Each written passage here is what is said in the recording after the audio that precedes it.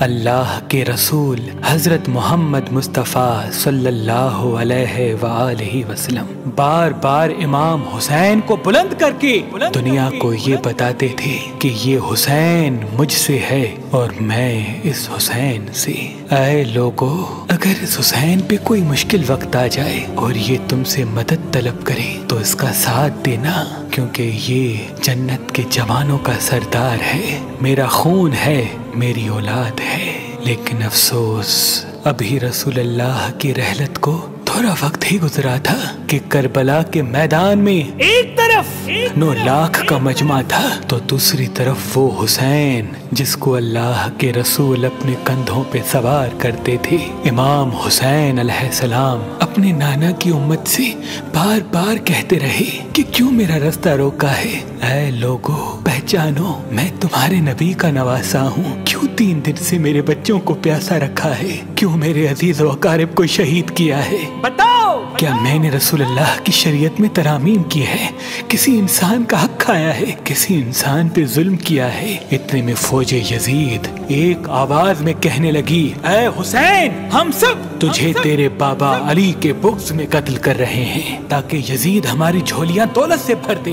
امام حسین نے فرمایا، اے لوگو، آج جس اسلام کا علم تمہارے ہاتھوں میں بلند ہے، یہ علم میرے بابا علی نے بلند کیا، مت بھولنا۔ خیبر و خندق میں اگر علی نہ ہوتے تو اسلام کی فتح ناممکن تھی۔ وہ علی جس نے پوری زندگی اسلام کی تبلیغ کی، حق کو بلند کیا، رسول اللہ کی حفاظت کی، آج اس علی کو یہ اجر دے رہے ہو۔ اے لوگو، بتاؤ، اللہ کے رسول نے بار بار میرے بابا علی کا ہاتھ بلند کر کے فرمایا تھا کہ جہاں حق ہوگا وہاں علی ہوگا، جہاں علی ہوگا وہاں حق ہوگا، اور آج اس علی اور اولاد رسول کو یہ اجر دے رہے ہو۔ اتنے میں یزید کی فوج کے سپہ سالاروں نے دیکھا کہ کہیں فوج میں بغاوت نہ ہو جائے۔ اے شمر، کیا دیکھ رہے ہو؟ حملہ کرو۔ بس لاکھوں کی فوج نے جب رسول اللہ کے نواسے پہ حملہ کیا، امام حسین علیہ السلام نے اللہ کا نام لیا اور ذوالفقار کو نیام سے نکالا۔ تاریخ گواہ ہے، ایک طرف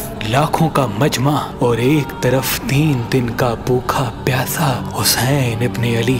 زمین پہ اس طرح کی جنگ پہلے کبھی نہیں دیکھی تھی کہ ایک تنہا انسان لاکھوں کے مجمع کو اس طرح سے فنار کر رہا ہے کہ فوج اشکیا واپس پلٹ کے بھاگنے لگی۔ امام حسین فوج یزید سے مخاطب ہو کے فرماتے ہیں، آؤ، 3 دن کے بھوکے کی جنگ دیکھو، 3 دن کے پیاسے کی جنگ دیکھو، رسول کے اس نواسے کی جنگ دیکھو، اس کی جنگ دیکھو جس کا جوان بھائی مارا گیا، جس کے جوان بیٹی کو نظروں کے سامنے قتل کیا گیا، جس نے اپنے ہی ہاتھوں سے اپنے بچے کی قبر بنائی۔ امام حسین شیر کی طرح فوج یزید سے لڑ رہے ہیں۔ اتنے میں آواز غیب آتی ہے، حسین، تیرا اللہ تجھ سے راضی ہوا۔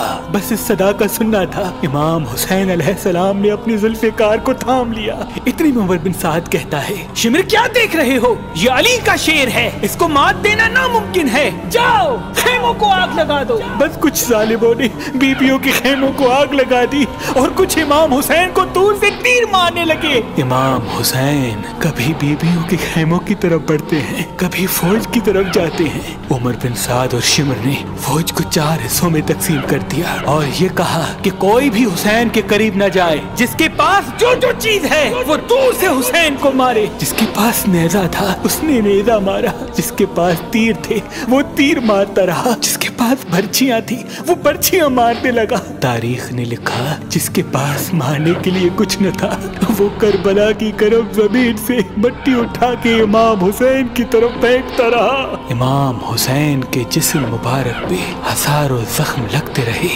آپ کے جسم مبارک پر اتنی تیر تھے کہ آپ کا جسم مبارک نظر تک نہیں آ رہا تھا۔ بس جیسے ہی نواسا رسول گھوڑے کی سین سے زمین پہ آتے ہیں، فوج یزید جھومنا شروع کر دیتی ہے، لیکن اتنے میں وہ گھوڑا جس پہ آپ سواری کیا کرتے تھے وہ امام حسین کے چاروں طرف گھومنا شروع کر دیتا ہے تاکہ ان تیروں سے میں اپنے آقا حسین کو بچا لوں۔ وہ گھوڑا دوڑ ہی رہا تھا۔ اتنے میں عمر بن سعد نے کہا، اے लोगों रुको, मैंने अपनी आंखों से देखा था इस घोड़े पे अल्लाह के रसूल सवारी करते थे, कहीं तीर इस घोड़े को न लगे और यूं तीरों को चलाना बंद किया गया। अफसोस है उन लोगों को उस घोड़े का तो एहतराम मालूम था जिस पे रसूल अल्लाह सवारी किया करते थे, लेकिन उस हुसैन का एहतराम भूल चुके जिनको अपने कंधों पे सवार करके उम्मत को दिखाया करते थे।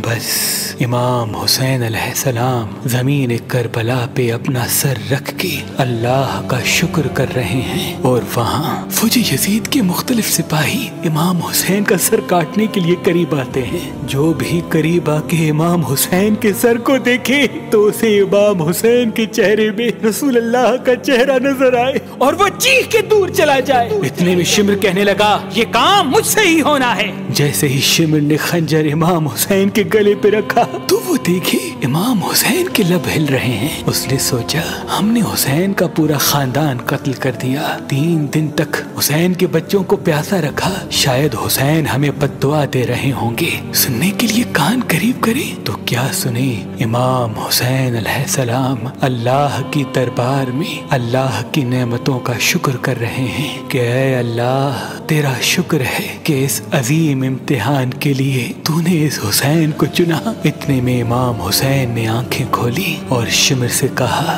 ऐ शिमर क्या तू नहीं जानता मैं रसूल अल्लाह का नवासा हूँ, जन्नत का सरदार हूँ, हक पे हूँ, बेजुर्म हूँ। शिमर ने कहा, हाँ मुझे मालूम है। फिर आपने फरमाया तो क्यों कत्ल कर रहे हो? शिमर ने कहा, ताकि यजीद मेरी झोली दुनियावी दौलत से भर दे। बस ये कहते कहते शिमर इमाम हुसैन का गला काटता रहा और फौजी यजीद मुसलसल झूमती रही। इमाम हुसैन के सर कलम होने के बाद सादात को लूटा गया। इमाम हुसैन के सर मुबारक को नोके सिना पे बुलंद कर दिया। बीबी सकीना को तमाचे मारने लगे। रसूल अल्लाह की नवासियों के सरों से चादर को लूट लिया और इमाम हुसैन के जिस्म मुबारक की तौहीन करने लगे। तारीख ने लिखा, इमाम हुसैन के जिस्म पर जो जो चीजें थी उनको लूटने लगे। इतने में एक शख्स इमाम हुसैन के जिस्म के करीब आया। इमाम हुसैन के हाथ में एक अंगूठी पहनी थी, उतारने की कोशिश की, ना उतरी। वो उंगली काट के अंगूठी ले गया।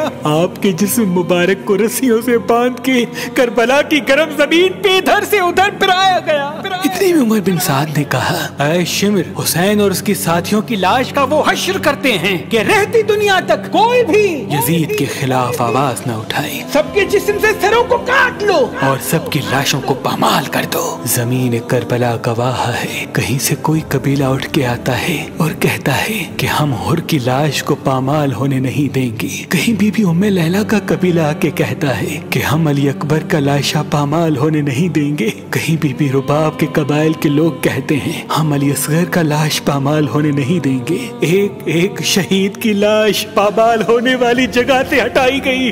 तारीख गवाह है, सिर्फ रसूल अल्लाह का अकेला नवासा करबला की गर्म जमीन पे पड़ा रहा और मगरिब के घोड़े मशरिक की तरफ, मशरिक के घोड़े मगरिब की तरफ दौड़ते रहे। इमाम हुसैन का जिस्म पामाल होता रहा। इमाम जाफर सादिक अलैहिस्सलाम फरमाते हैं, मेरा सलाम हो मेरे उस गरीब दादा पर जिसकी लाश को इस तरह से पामाल किया गया कि उनकी दाईं पसलियां बाईं पसलियों की तरफ चली गई और बाईं पसलियां दाईं पसलियों की तरफ चली गई, जिनका सीना और पुश्त एक साथ हो गया। सलाम हो मेरे उस बेवतन दादा हुसैन पर जिनके जिस्म मुबारक के टुकड़ों को जमीन करबला पे बिखेरा गया। सलाम हो, सलाम हो, सलाम हो।